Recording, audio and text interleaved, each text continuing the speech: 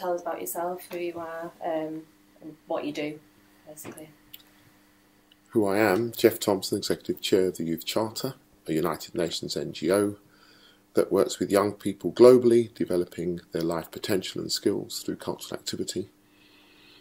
What do? We forge partnerships, strategic partnerships, locally, nationally and internationally, that basically work as a collaborative effort in engaging young people and communities, empowering them with the skills and tools to manage, operate and develop their own potential, and empower them ultimately to sustain that potential with social, cultural and economic support and assistance. I've been doing it for 21 years. I'm a former potential bad boy made good, who through sport won some gold medals in karate and simply took what I'd learned on the streets into the rostrums back to the streets again. And what is it that inspires you to do what you do at Youth Charter? What inspires me and inspires the Youth Charter's work, I think, is the simple fact that everybody has a gift and potential, and if they're allowed to realise that potential, and as we found, once you inspire them, they can have an aspiration that is both employable and entrepreneurial.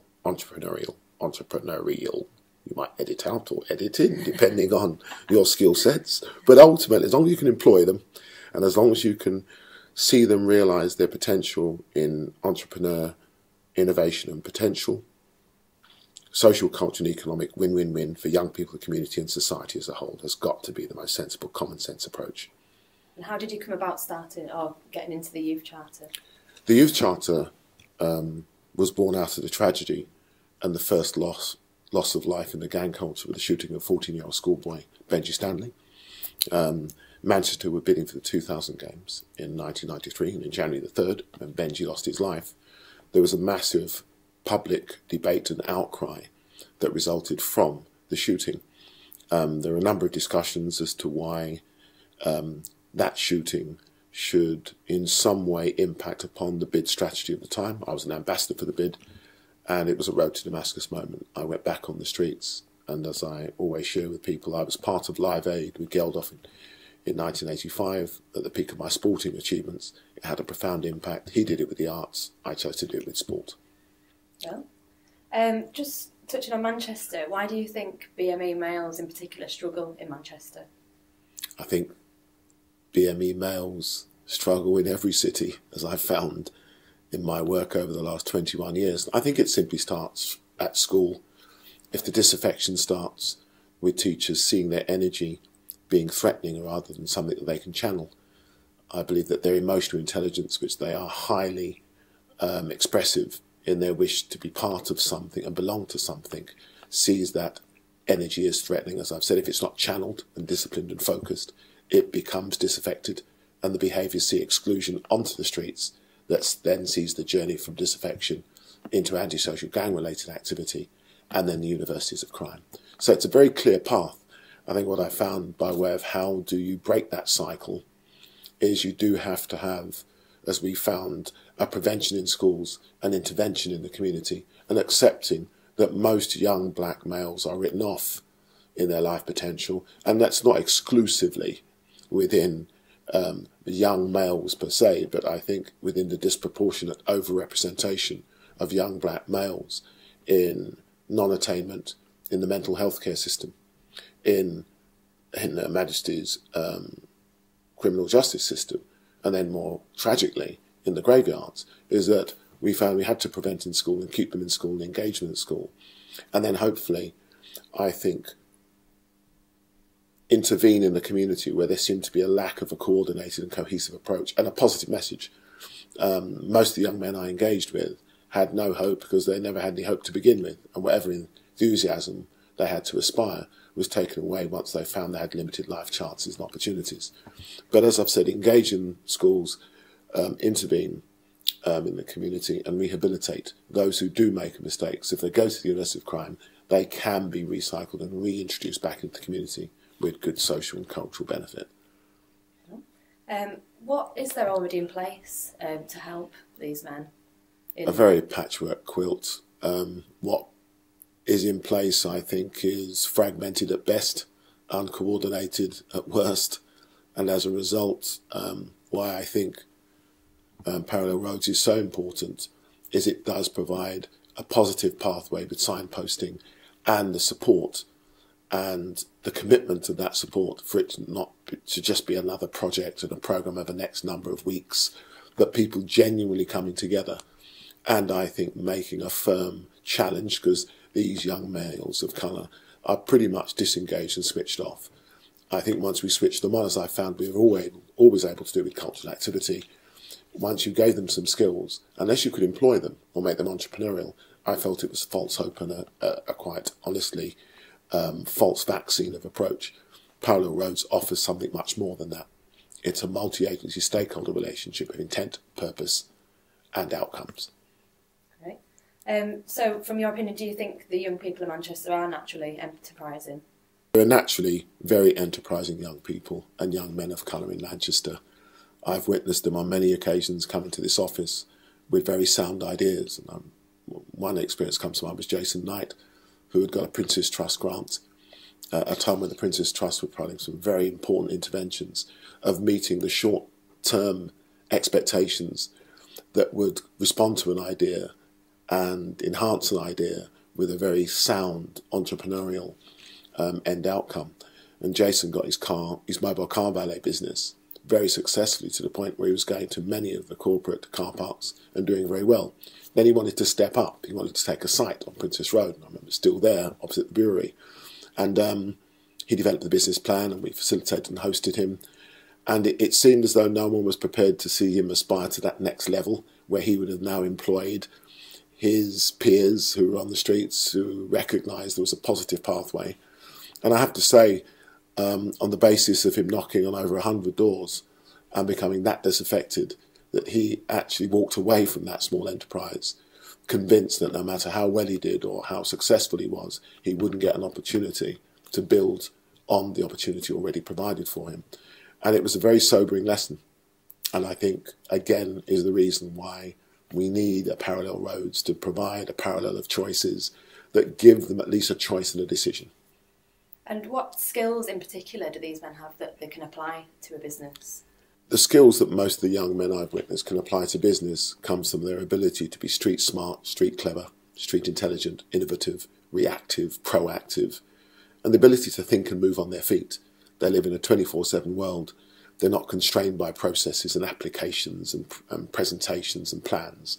They deliver that all between their ears, which I think is even more remarkable and has always challenged me as well as inspired me to want to see, as I've said, the three-phase approach: engage them with cultural activity, equip them with the skills and tools that can be employed or entrepreneurial, and then empower them to be successful in what you invest in them, having a return. And I think the return that I have always seen on the streets, but has never been truly realised where you get confidence and further investment, is trust and confidence. And I think, again, Parallel Roads can help lead that all-important footprint that leads the journey of confidence and trust. And when you've got confidence and trust, you get investment. You get investment, you get a win-win-win, and you get the required return. Well, and is there anything, I know we've touched on it already, but any particular barriers or challenges that they have to get to that end goal?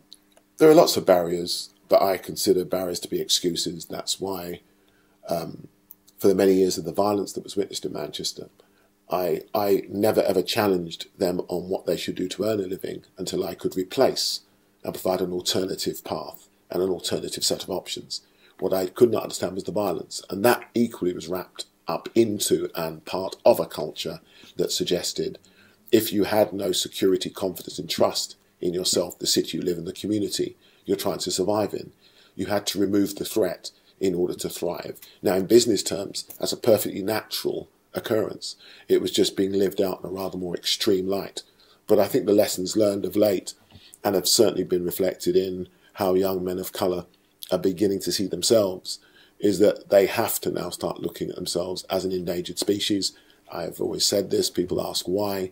I say because we are losing too many in all the negative aspects of their lifestyle chances and outcomes rather than positives. So again, the opportunity being provided by Parallel Roads is simply a positive path, a positive road, a positive journey, that as long as they invest hard work, some dedicated effort, and they don't go for the shortcuts and realise it's a long, hard road to achieving their full potential, they can be whatever they wish to be. And that in order for those young men of colour and potential to commit to a hard work journey of effort and dedicated commitment is why this project is so exciting. It hasn't been there as an opportunity for many years, and I think that there is a willingness and a wish to actually have an opportunity of hope, and I think if it's provided, it'd be very interesting to find out, wouldn't it? Right. And so why should people donate to the prize fund for this programme? I mean, I know we've talked over it, but... Why should people donate? I firstly would like to think that they will invest. I've always said that young men, young people, young men of colour are not a charity case. I see Parallel Roads and the opportunity being provided as an investment, a social, cultural and economic investment. There is lots of evidence to suggest and presuppose that if these young men are not given an opportunity and a chance to contribute positively, they can be a very negative economic, social and cultural impact on themselves, their communities and society as a whole. So this is a simple investment return proposition of which there are short, medium to long-term returns. But first and foremost, we are developing potential in a positive way and with a return that has so many multiple benefits. What do you see for the future of these young males in Manchester? You always have to see a future of hope. I'm in the business of hope and aspirations and dreams being realised. We've had nightmares over the last number of years. We've had years now where the conflict no longer exists. There is, however, no need for complacency. Manchester has pioneered out of tragedy a lot of opportunities, and the Youth Charter has taken local tragedy and turned it into global opportunity. But I think the future is bright because you have to continually present positive opportunities, positive initiatives and positive ideas such as Parallel Roads in order to see whenever people want to throw a negative at whatever the community, named or otherwise, or the city more importantly, is that Manchester is still meeting its challenges, and more importantly, this project is being driven by young people and young women predominantly, which even more excites me because it is all about building and fostering very positive relationships that I think sees Parallel Roads and other projects of its kind an investment worth making for a city worth making it for. I think the positives and why I think this project is so important is we are just about to engage with the community of Moss Side and Brierley Fields, the Manchester Metropolitan University campus. For me, one of the most exciting developments in the last 20 years in that area. A place where there won't be excuses not having the ability to raise your aspirational bar and pursue further and higher education. And as part of that, extending and building links with the wider community, we're aiming to train 100 social coaches. And these social coaches will have strong emotional intelligence, life skill experience of the type I shared with you earlier, think on their feet, move on their feet, and engage young people in their culture, behaviour and language to see them better engaging with their life skills and life potential. Parallel Roads is a natural succession pathway from those 16 to 24-year-olds we hope to engage. So this is very much part of the Youth Charter philosophy, building strong, meaningful stakeholder relationships and seeing projects like this thrive, because without them, there is no local capacity or ability to deliver at a time of austerity, where the commissioning of services should see Parallel Roads already providing an excellent opportunity for anybody who comes in, either employable or entrepreneurial.